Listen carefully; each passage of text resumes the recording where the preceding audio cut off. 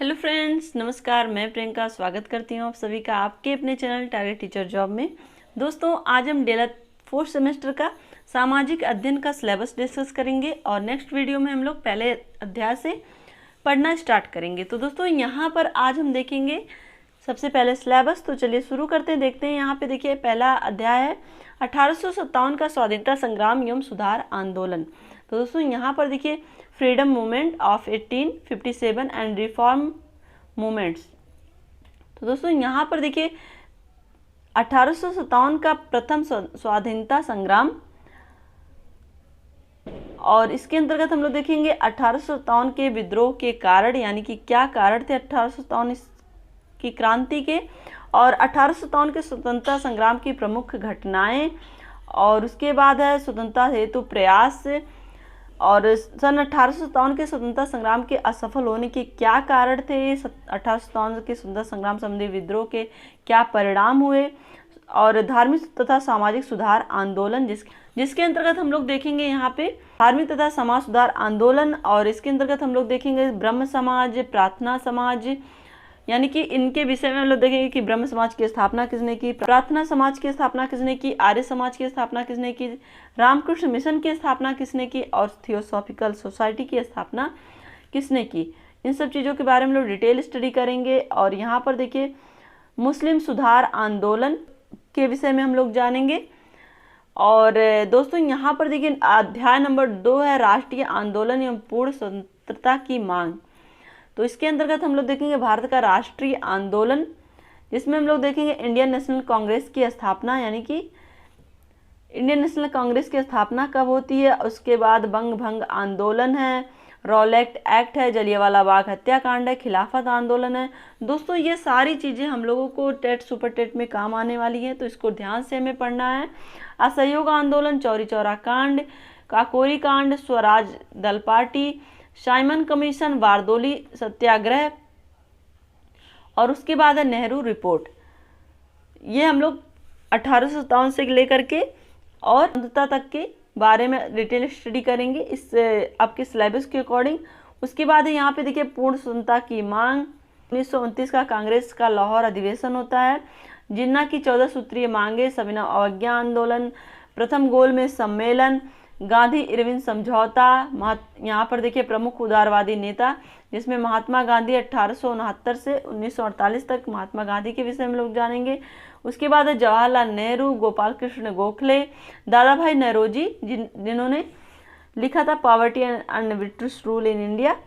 और उसके बाद है प्रमुख उग्र क्रांतिकारी नेता, जिसमें सुभाष चंद्र बोस, लोकमान्य बाल गंगाधर तिलक, इनके विषय में हम लोग जानेंगे। उसके बाद हमारा आ जाता है अध्याय नंबर 3, जो हमारा संबंधित है ज्योग्राफी से, जिसमें अध्याय नंबर 3 का नाम है जलवायु एवं मौसम तथा भारत के प्राकृतिक प्रदेश, जिसमें हम लोग देखेंगे मौसम एवं जलवायु, मौसम जलवायु, मौसम एवं जलवायु में अंतर क्या होता है, भारत के प्राकृतिक प्रदेश कौन कौन से हैं, उत्तर का पर्वतीय भाग, मध्यवर्ती मैदानी भाग, दक्षिण का पठारी भाग, ये इनके विषय में हम लोग जानेंगे। अध्याय नंबर 4 हम लोग देखेंगे उत्तर प्रदेश एक समग्र दृष्टि, जिसमें हम लोग देखेंगे उत्तर प्रदेश के प्राकृतिक प्रदेश, यानी कि उत्तर प्रदेश को कितने प्राकृतिक प्रदेशों में बांटा गया, इसके विषय में हम लोग जानेंगे।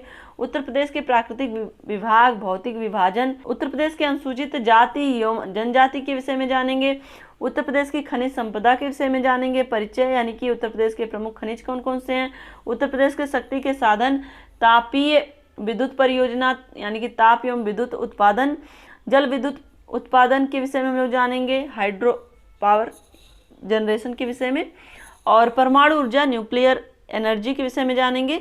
और यहाँ पर हम देखेंगे उत्तर प्रदेश के कृषि और सिंचाई के विषय में, जिसमें प्रदेश में भूमि, कृषि उपयोग, फसल उत्पादन, फसलोत्पादन और फलोत्पादन, यानी कि फल उत्पादन के विषय में जानेंगे। सब्जी, मसाले, पुष्प एवं औषधि के उत्पादन के विषय में जानेंगे।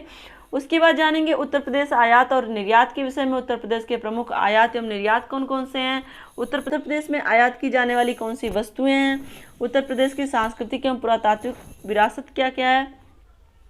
उसके बाद कला, उत्तर प्रदेश के प्रमुख मेले कौन कौन से हैं, और उत्तर प्रदेश के प्रमुख त्योहार कौन कौन से, इन सब के विषय में हम लोग डिटेल से जानेंगे।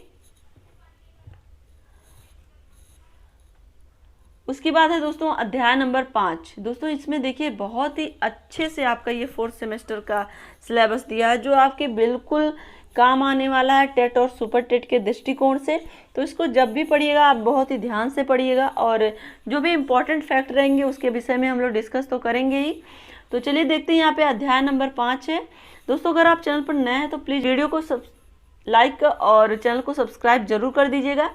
और चलिए देखते हैं, यहाँ पे अध्याय नंबर 5 है पर्यावरण प्रदूषण एवं संयुक्त राष्ट्र संघ। यहाँ पे देखिए पर्यावरण प्रदूषण के विषय में पर्यावरण प्रदूषण का अर्थ एवं परिभाषा। दोस्तों इसमें ऐसा कोई भी टॉपिक नहीं है जो इसके पहले आप कभी पढ़े नहीं होंगे, तो इसमें आपको बिल्कुल भी एजिटेट होके नहीं पढ़ना, बल्कि आपको मन लगा के पढ़ना है, क्योंकि ये सारी चीज़ें आप जानते हैं। पर्यावरण प्रदूषण के प्रकार के विषय में पर्यावरणीय प्रदूषण के प्रकारों का वर्णन, यानी कि वायु प्रदूषण, मृदा प्रदूषण और जल प्रदूषण, इनके विषय में हम जानेंगे। एयर पोल्यूशन, सॉइल पोल्यूशन और वाटर पोल्यूशन के विषय में। उसके बाद देखिए ध्वनि या शोर प्रदूषण जिन्हें हम कहते हैं, नाभिकीय विकिरण प्रदूषण होता है। ये यहाँ पर देखिए संयुक्त राष्ट्र संघ के विषय में जानेंगे, इसमें संयुक्त राष्ट्र संघ का गठन कब हुआ था, संयुक्त राष्ट्र संघ के उद्देश्य क्या है, और संयुक्त राष्ट्र संघ के मुख्य अंग कौन कौन से, इसके विषय में भी जानेंगे। क्लियर दोस्तों, इन सब चीज़ों के विषय में लोग थोड़ा थोड़ा पढ़ चुके हैं लास्ट सेमेस्टर में, इस बार डिटेल थोड़ा पढ़ना रहेगा। उसके बाद है देखिए दोस्तों अध्याय नंबर 6 जनगणना, नागरिक सुरक्षा तथा सरकार की जनहित योजनाएं, जिसमें हम लोग देखेंगे जनगणना, जनगणना का इतिहास क्या रहा है इसके विषय में जानेंगे। जनगणना संबंधी शब्दावली क्या है, जनगणना का महत्व क्या है, भारत में जनसंख्या वृद्धि के विषय में देखेंगे। भारत की जनगणना 2011 यानी कि सेंसस ऑफ इंडिया 2011, और नागरिक सुरक्षा यानी कि सिविल सिक्योरिटी, नागरिक सुरक्षा के उद्देश्य क्या क्या है, नागरिक सुरक्षा विभाग का प्रदेश स्तरीय ढांचा क्या है, भारत सरकार की विभिन्न जनहित योजनाएं कौन कौन सी चल रही हैं। हमारी सबसे बड़ी योजना प्रधानमंत्री जन धन योजना और मेक इन इंडिया योजना, और पंडित दीनदयाल उपाध्याय श्रमेव जयते कार्यक्रम, और गैर सरकारी संगठन के विषय में हम लोग जानेंगे, जिसमें है गैर सरकारी संगठन की परिभाषा और गैर सरकारी संगठन के उद्देश्य क्या है, गैर सरकारी संगठनों का वर्गीकरण किस तरह से हुआ, इसके विषय में जानेंगे। और यहाँ पर देखिए अध्याय नंबर 7 है विविधता में एकता एवं सामाजिक मुद्दे, जिसमें विविधता में एकता और भारतीय संस्कृति की विविधता में एकता दर्शाने वाले तत्व कौन कौन से हैं, राष्ट्रीय एकता के प्रतीक क्या हैं, यानी कि सिंबल्स ऑफ नेशनल यूनिटी क्या है, आतंकवाद के विषय में जानेंगे, आतंकवाद के क्या कारण हैं, उपाय या समाधान के विषय में जानेंगे।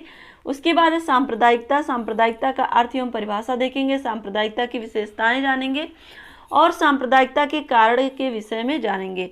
उसके बाद दोस्तों आता है जातिवाद यानी कि कास्टिसिज्म, जातिवाद का अर्थ एवं परिभाषा देखेंगे, जातिवाद के विकास के प्रमुख कारक, जातिवाद के दुष्परिणाम क्या क्या हैं, और जातिवाद को समाप्त करने के सुझाव के विषय में भी जानेंगे। उसके बाद आता है दोस्तों अनुसूचित जातियों और जनजातियों के संरक्षण हेतु संवैधानिक प्रावधान क्या क्या किए गए हैं उसके विषय में। यहाँ पे देखिए अनुसूचित जातियों एवं जनजातियों के उपबंध और संरक्षण क्या क्या है, आयोग के कार्य, भारत के शांति प्रयास, गुट निरपेक्ष आंदोलन, गुट निरपेक्षता नाम की संरचना और गुट निरपेक्षता के प्रमुख लक्षण एवं विशेषताएं, गुट निरपेक्षता के उद्देश्य क्या है, पंचशील सिद्धांत के विषय में हम जानेंगे। दोस्तों ये पंचशील सिद्धांत के विषय में जब डिटेल से पढ़ेंगे तो बहुत ही अच्छा लगेगा आपको पढ़ के। पंचशील सिद्धांत के महत्व, भारतीय एवं संयुक्त राष्ट्र संघ, जिसमें भारत के शांति प्रयास और अन्य शांति कार्य के विषय में देखेंगे। और यहाँ पर देखेंगे अध्याय नंबर 8 भारतीय अर्थव्यवस्था की प्रमुख चुनौतियाँ। दोस्तों देखिए सामाजिक अध्ययन के अंतर्गत हम लोगों को इतिहास यानी कि मॉडर्न हिस्ट्री के विषय में पढ़ना है और ज्योग्राफी के विषय में पढ़ना है, और यहाँ पे देखिए अर्थव्यवस्था के विषय में भी पढ़ना है। तो यहाँ पे अध्याय नंबर 8 है भारतीय अर्थव्यवस्था की प्रमुख चुनौतियाँ, जिसमें भारतीय अर्थव्यवस्था के समक्ष चुनौतियों में गरीबी है, गरीबी का अर्थ, भारत में गरीबी के कारण। उसके बाद है जनसंख्या वृद्धि, जनसंख्या घनत्व, जनसंख्या नीति का अर्थ एवं परिभाषा, भारतीय राष्ट्रीय जनसंख्या नीति। उसके बाद है आपका नई जनसंख्या नीति 2000, उत्तर प्रदेश की जनसंख्या नीति पे देखेंगे। उसके बाद माल्थस का जनसंख्या सिद्धांत, भारत में जननांकीय प्रवृत्तियां, जननांकीय संक्रमण के सिद्धांत, जन्म दर एवं मृत्यु दर, लिंग अनुपात और साक्षरता के विषय में पढ़ेंगे। उसके बाद हम देखेंगे बेरोजगारी, बेरोजगारी के क्या क्या घटक हैं, भारत में बेरोजगारी के प्रकार क्या क्या हैं, इसके विषय में जानेंगे। और दोस्तों यहाँ पर देखिए अध्याय नंबर 9, जिसमें हम लोग देखेंगे भारत में खाद्य सुरक्षा एवं भूमंडलीकरण, जिसमें हम लोग देखेंगे खाद्य सुरक्षा एवं सार्वजनिक वितरण प्रणाली, खाद्य सुरक्षा के व्यवहारिक पहलू, खाद्य सुरक्षा के तत्व, खाद्य सुरक्षा एवं भोजन का अधिकार, खाद्य संरक्षण के विषय में जानेंगे यानी कि फूड प्रिजर्वेशन, सार्वजनिक वितरण प्रणाली के विषय में जानेंगे, सार्वजनिक वितरण प्रणाली का विकास किस तरह से हुआ इसके विषय में जानेंगे। उसके बाद है सार्वजनिक वितरण प्रणाली के उद्देश्य एवं प्रसार। नेक्स्ट है आपका भारतीय खाद्य निगम FCI जिसे हम कहते हैं, लक्षित सार्वजनिक वितरण प्रणाली, एकीकृत बाल विकास योजनाएं हैं, ICDS के प्रमुख उद्देश्य। उसके बाद ICDS की प्रमुख योजनाएं कौन कौन सी हैं, मध्याह्न भोजन योजना। दोस्तों इससे संबंधित क्वेश्चन जरूर पूछे जाते हैं क्योंकि ये आपके प्राइमरी और जूनियर स्कूल से संबंधित हो जाता है। कार्यक्रम के उद्देश्य और केंद्रीय सहायता के संगठक, मध्याह्न भोजन के योजना के नवीनीकरण, राष्ट्रीय खाद्य सुरक्षा विधेयक, खाद्य सुरक्षा अधिनियम 2013 की विशेषताएं, अधिनियम के कार्यान्वयन का वर्तमान स्थिति क्या है इसके विषय में जानेंगे। उसके बाद है भूमंडलीकरण, वैश्वीकरण। वैश्वीकरण का अर्थ क्या है, भूमंडलीकरण के मापदंड प्रचल के विषय में जानेंगे, वैश्वीकरण के उद्देश्य क्या है, वैश्वीकरण की विशेषताएं क्या है इसके विषय में जानेंगे। उसके बाद आता है दोस्तों आपका लास्ट चैप्टर, आंकड़ों का प्रदर्शन एवं केंद्रीय प्रवृत्ति की मापें। तो दोस्तों जिसके अंतर्गत हम लोग देखेंगे सांख्यिकी, सांख्यिकी का अर्थ एवं परिभाषा, सांख्यिकी के तत्व, आंकड़ों का प्रदर्शन, प्रस्तावना, आंकड़ों का अर्थ, सारणीबद्ध प्रदर्शन, आंकड़ों का चित्रांकन व आरेखीय प्रदर्शन। उसके बाद है प्रस्तावना, ग्राफ का अर्थ एवं परिभाषा, चित्रों का ग्राफ के प्रकार, रेखाचित्र, रेखाचित्र के गुण, केंद्रीय प्रवृत्ति की माप, जिसमें हम लोग देखेंगे केंद्रीय प्रवृत्ति के मापों का अर्थ एवं परिभाषा।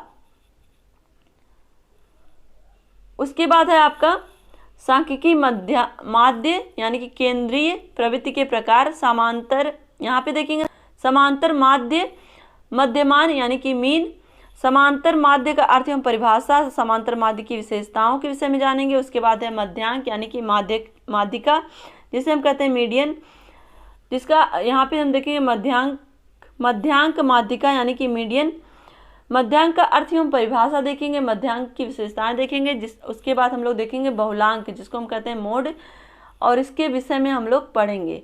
तो दोस्तों ये आपका पूरा डिटेल हम लोग देख सकते हैं कि किस तरह से हमें पढ़ना है पूरे डिटेल चैप्टर को और किस तरह से आपका कितना सिलेबस है। तो आशा करती हूँ कि वीडियो आपको अच्छा लगा होगा। वीडियो को लाइक कर दीजिएगा और कमेंट के माध्यम से हमें ज़रूर बताइएगा कि हमारा ये प्रयास आपको कैसा लगता है। साथ ही अगर आप चैनल पर नए हैं तो प्लीज़ चैनल को सब्सक्राइब करके बेल आइकन बटन को ज़रूर प्रेस कर दीजिएगा, जिससे हमारे सभी वीडियोज़ की नोटिफिकेशन आपको मिल सके। और दोस्तों ये वीडियो अपने दोस्तों के साथ ज़रूर शेयर कर दीजिएगा जो भी आपके साथ 4th सेमेस्टर के लिए प्रिपरेशन शुरू कर रहे हैं। तो दोस्तों जिससे ये होगा कि वो भी अपनी तैयारी को मजबूत कर पाएंगे और आगे के एग्ज़ाम के लिए तैयार हो पाएंगे। तो दोस्तों आशा करती हूँ कि आप इतनी छोटी सी एक रिक्वेस्ट आप ज़रूर मानेंगे और इसी तरह से आप दोस्तों अपने मेहनत में लग जाइए। अपना ध्यान रखिए, अपनों का ध्यान रखिए, अपने आसपास सफाई रखिए। हमसे जुड़ने के लिए थैंक यू सो मच। जय हिंद।